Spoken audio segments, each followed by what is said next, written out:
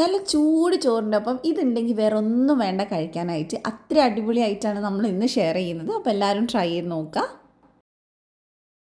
അപ്പോൾ ഇത് ഉണ്ടാക്കാനായിട്ട് ഏകദേശം ഒരു 10-12 പച്ചമുളക് ഞാൻ എടുത്തിട്ടുണ്ട്. നീളമുള്ള പച്ചമുളക് എടുക്കാൻ നോക്കുക. അതുപോലെ ഒരുപാട് എരിവുള്ള എടുക്കാതെ കുറച്ചൊന്ന് ലൈറ്റ് കളറിലുള്ളത് എടുക്കാൻ നോക്കുക കേട്ടോ. അതിന് നമുക്ക് ഇതുപോലെ ഒന്ന് സ്ലിറ്റ് ഇട്ട് കൊടുക്കുക. ഒരു സൈഡിൽ മാത്രം ഇട്ടാൽ മതി, പുളിയൊക്കെ നന്നായിട്ട് പിടിക്കാൻ വേണ്ടിയിട്ടാണ്. ഇതുപോലത്തെ കറികളൊക്കെ കഴിക്കാൻ ഇഷ്ടമുള്ള ഒരുപാട് പേരുണ്ടാവും, ഈ പുളിമുളക് കുറച്ച് കഴിക്കാനൊക്കെ. അപ്പോൾ അങ്ങനെയുള്ളവർക്ക് വേണ്ടിയിട്ടാണ് ഈ റെസിപ്പി. അല്ലാത്തവർ സ്കിപ്പ് ചെയ്ത് പൊക്കോളൂ. ഭയങ്കര അടിപൊളിയായിട്ടുള്ള ഒരു ഇറച്ചിക്കറി പോലത്തെ സംഭവമൊന്നും അല്ല. അപ്പോൾ എല്ലാത്തിലും നമ്മൾ സ്ലിറ്റിട്ട് എടുത്തിട്ടുണ്ട്. പിന്നെ നമുക്ക് വേണ്ടത് ഒരു ചെറുനാരങ്ങ വലുപ്പത്തിലുള്ള പുളിയാണ്, വാളംപുളി. അതൊന്ന് കുതിർത്തി മാറ്റി വെച്ചിട്ടുണ്ട്.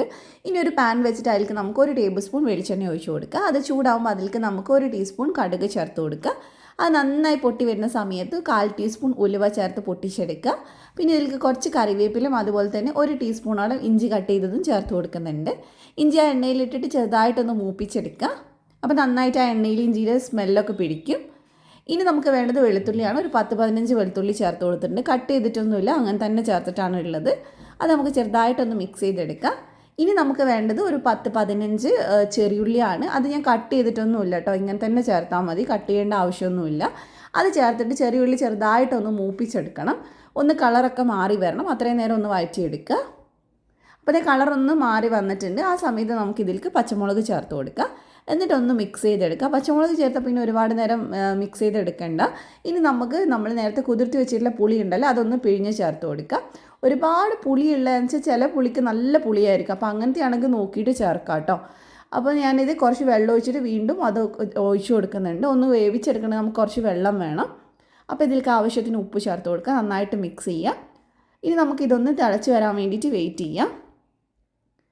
അപ്പോൾ ഇത് നന്നായിട്ട് തിളച്ച് ഇതൊരു 1/4 ഭാഗത്തോളം വറ്റിയിട്ടുണ്ട്. ഈ സമയത്ത് ഇതിലേക്ക് ഞാനൊരു 3/4 ടീസ്പൂൺ കടുകും ഉലുവയും കൂടെ പൊടിച്ചത് ചേർത്തിട്ടുണ്ട്. ഇനി നന്നായിട്ട് ഇതിനൊന്ന് വറ്റിച്ചെടുക്കണം. അപ്പോഴേക്കും ആ ഒരു ഗ്രേവിയൊക്കെ നന്നായിട്ട് പച്ചമുളകിൽ പിടിക്കും. അപ്പോൾ കണ്ടില്ലേ, ഈ ഒരു പരുവം മതി. ഇത് മാത്രം മതി നമുക്ക് ചോറുണ്ണാനായിട്ട്. ആ ഒരു പച്ചമുളകും ആ ഒരു ചെറിയുള്ളിയൊക്കെ നമ്മൾ ചോറിൽ ഉടച്ച് കഴിക്കുമ്പോൾ ഒരു പ്രത്യേക ടേസ്റ്റാണ്. ഇതിങ്ങനെ ചുമ്മാ കഴിക്കാനും അടിപൊളിയാണ്. അതുപോലെ തന്നെ നല്ല തേങ്ങരച്ച പരിപ്പ് കറിയൊക്കെ ഉണ്ടെങ്കിൽ അതിൻ്റെ കൂടെയും അടിപൊളി കോമ്പിനേഷനാണ്. അപ്പോൾ എല്ലാവരും ഇതൊന്ന് ട്രൈ ചെയ്ത് നോക്കുക. ട്രൈ ചെയ്യുന്നവർ ഒരുപാട് പേരുണ്ടാവും, അവരൊന്ന് കമൻറ്റ് ചെയ്യുക. അപ്പോൾ റെസിപ്പി ഇഷ്ടമായിട്ടുണ്ടെങ്കിൽ ധ്യാൻസ് കണ്ണൂർ കിച്ചൻ സബ്സ്ക്രൈബ് ചെയ്യണേ.